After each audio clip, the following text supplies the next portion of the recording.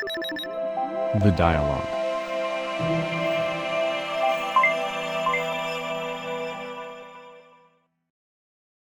Hello, good afternoon, everybody. Welcome to the next episode of the Tech for Good series brought to you by The Dialogue. And today I have a very special guest again, and she's a really good friend of mine. Her name is Vrinda Loiwal.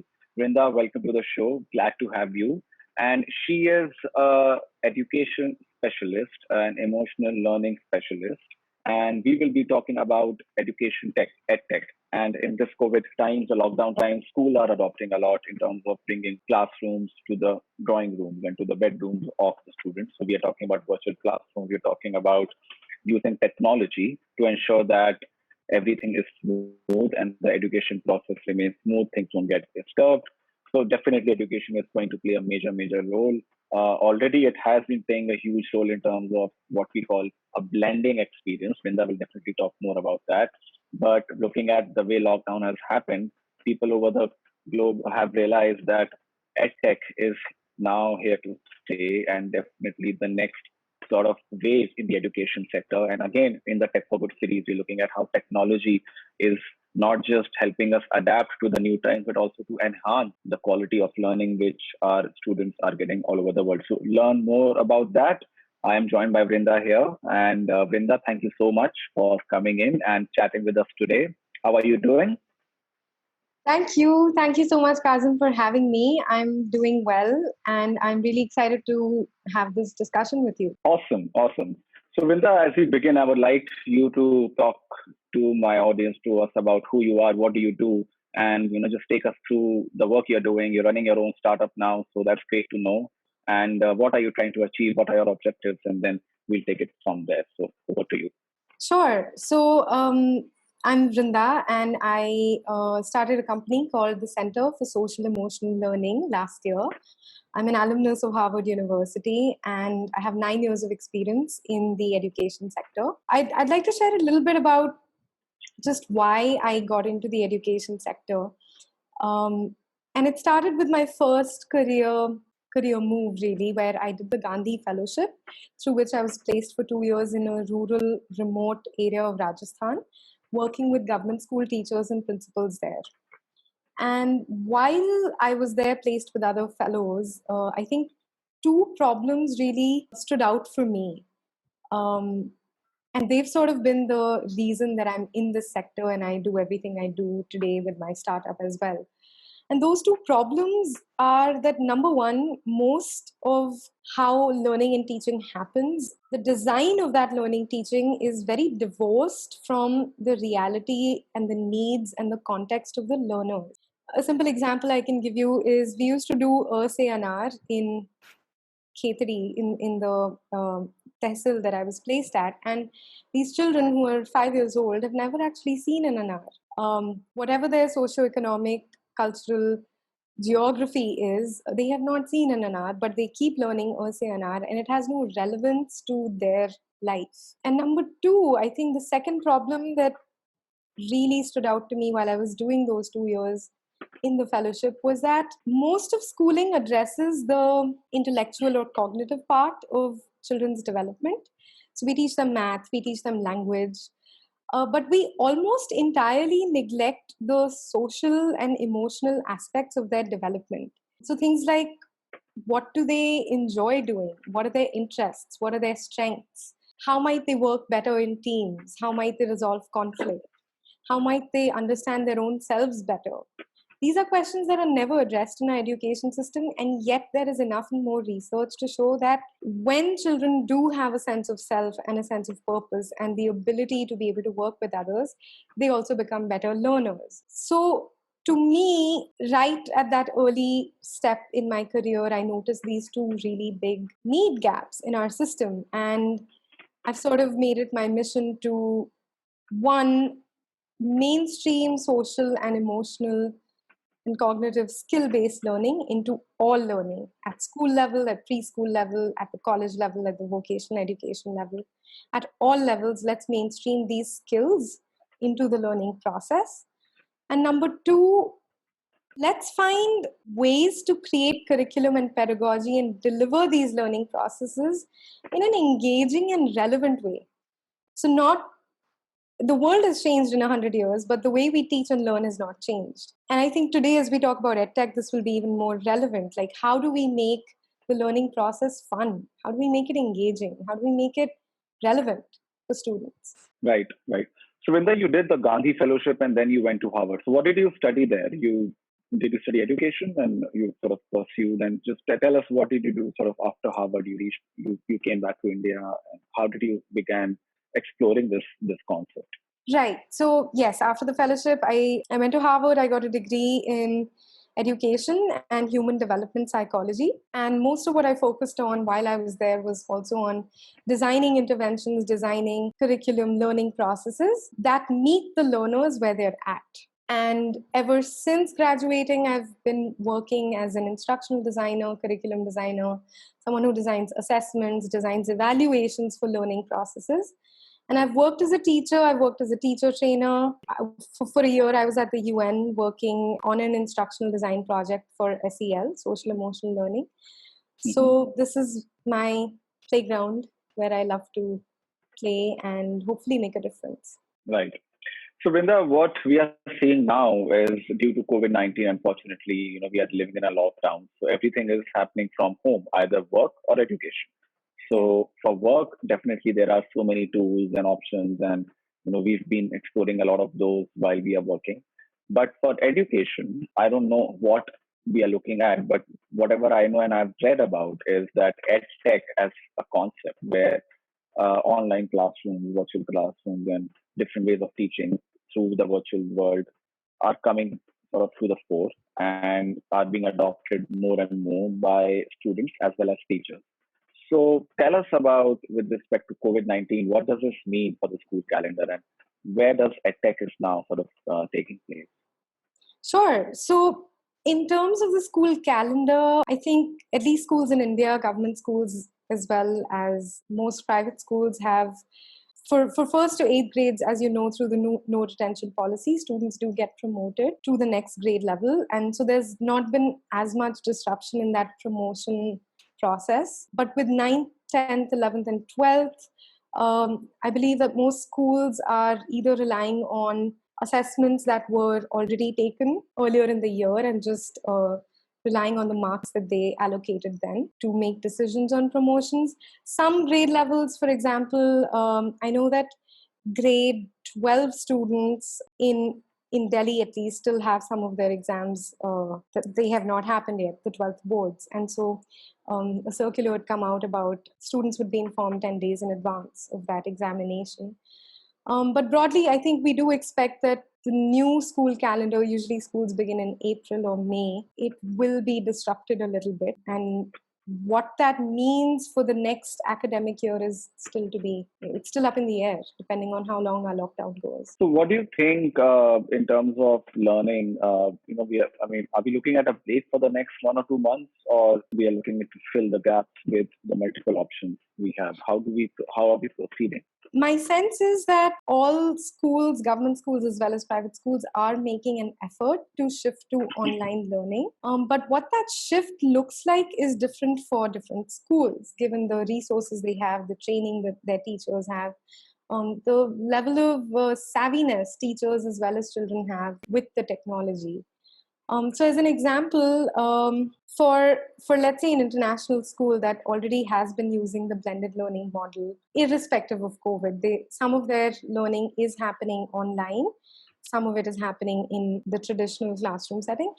For those schools, the shift is from a blended learning model to an online only model now. And then there are government schools or low income private schools for whom the shift is more drastic because it's from a 100% in classroom setting to a 100% online setting. And what that shift means is if we look at each stakeholder in that ecosystem. What does it look like for students? What does it look like for teachers? What does it look like for parents? So I think some things that are going well for each of those stakeholders is that I think teachers are accepting that they have to try online learning. There are schools and governments that are giving the technology, making the devices available to schools. People have smartphones. A lot of smartphone penetration exists, especially in the urban areas. And so parents are willing to give their smartphone to their child for maybe half an hour a day for the learning. And these are good signs, but the challenges are very many. For example, if we start with teachers, a lot of teachers don't have the training for how to use the tools. That means, it's an unfamiliar app that they're using. It's a new learning management system they're using. And so unfamiliarity is one part of it. But the other part of it is that they've never been professionally trained on how to optimize the use of that app. So, and this is like one big myth in EdTech, that if you just hand teachers the digital tools, then all learning problems will be solved. That is just not the case. We have to remember that it's always pedagogy over platform. And I borrow this phrase from a professor that I met at a conference, Professor Dave Kinkead. And I really love this phrase because it's important to know when to use a digital tool in the learning process and for what purpose. There are some purposes for which digital tools lend themselves extremely well. So, for example, if you needed to conduct a multiple choice questionnaire, a digital tool will do it better, faster, more efficiently, will even grade it for you more efficiently than teacher would be able to do for 30 students. And so a task like that absolutely should be outsourced to a digital tool. But for, let's say, a discussion or a Socratic seminar in the classroom where you want students to be able to disagree with each other or build on each other's opinions, having that in over a digital tool might be more challenging. I know now that, for example, Zoom has taken out its breakout rooms where these discussions can be simulated on the online platform. But where is the training for teachers on how to use that tool? What are the norms? How do they set expectations for how that discussion will be held in that virtual space? How do teachers make such a pedagogical tool like a discussion on Zoom breakout room? How do they make it accessible to students with different needs? How do they assess based on students' responses their level of learning? How do they then respond to, okay, so 40% of my students have understood this topic to this level of depth, but 30% of them are struggling. So these are things teachers do every day in their classroom, these formative assessments, daily assessments, to try and make their teaching process the next day respond to students' needs in the classroom. And now that it's happening online, there needs to be some professional development about how do you make use of these tools in the optimum way. So, Vrinda, how is the acceptance level in terms of talking about the acceptance level between amongst teachers and students? And you're talking about blended learning. So, can you give us a sort of overview of what exactly is blended learning? And is it like a combination of online learning with traditional means? And if we are not able to, because what I think we are moving towards is basically maybe a 1.5 to 2 year period of consistent inconsistencies with respect to people staying at home or going out. I mean, there will be gradual lift off, and then people being asked to stay back. So it won't be like the post-COVID world will not be completely sort of pre-COVID world. We might have people staying indoors and out, and there'll be a lot of fragmented movement of people within the society. Where does blended learning come into place over here? So, great question, Kazim. I think blended learning, like you rightly said, is the combination of using the best of in-classroom traditional teaching with online teaching. And I believe that as the lockdown starts to be lifted, as well as just generally where we are in terms of the world, the chronology of how education is moving, blended learning is definitely very, very compelling. There are many advantages to using blended learning, such as primarily helping students gain ownership of their learning. And what I mean by that is, like, if you think of a traditional classroom, even the sort of classrooms you and I grew up in, it was a sage on the stage, a teacher on the stage didactically teaching us what to think, how to think, even how to write answers on the answer sheet. I remember being dictated answers that we should write. And one of the drawbacks of that, I think, that our whole generation and many generations have experienced is that it kills student curiosity. It kills our ability to think for ourselves and be critical thinkers, be owners of our inquiry, and really enjoy that learning process.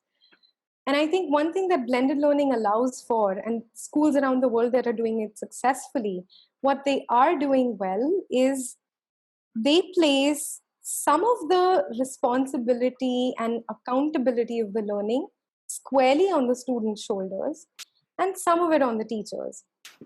So, just as a quick example, it might look like students are doing some of the reading and watching learning resources, videos online at home. And then when they come to school, they're having these projects or collaborative discussions, things that actually grow their thinking, make them collaborate and build on each other's thinking. So that's one way to optimize what technology can do well and what teachers can do well. And blended learning sort of frees up the teacher's time to do those tasks that essentially do require human interaction. Be able to understand each other's perspectives. Be able is it like a little more efficient way of learning, or is it more effective? Would you? Yes, I would say if it's done well, it is more effective in that it gives you opportunities to add more rigor in the classroom, because you can do that deep learning in the classroom then, and it is more efficient because it's freeing up the teacher's time from, let's say, administrative tasks like attendance or grading multiple choice questions that a digital tool can do faster and more accurately anyway. So, and that's something we are moving towards. Where is the lack of capacity? But I think in terms of the teachers, have they had the kind of training? And if not, what do you think we can do with respect to training the students and teachers to adopt this style of learning and evolve with it in the future? I think there are challenges at multiple levels, as is the case with any new movement that comes into an entire system. And so your question of what is the lack in training, I think first is just access to resources. Do all teachers have access to these digital tools? No, not yet. So many don't. There are internet issues, there are device issues. Because, they're not trained to handle the devices, and that's our job to help them get there. But then once access is solved for, the other big portion that immediately comes up is, okay, so now we have all this content and it's available to everyone.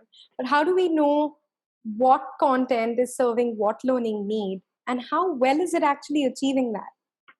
So there needs to be a system that evaluates all of this existing content and actually does the quality check on, is this product pedagogically sound? Is it actually going to build the skills it claims to build? Is it aligned with the science of learning? And then if we're able to do that at a systemic level, then we can make recommendations to teachers on, okay, you know what, for teaching algebra, these are some resources that are exceptionally good, and these are some guidelines we can offer you to contextualize them in your context, teach them in your context.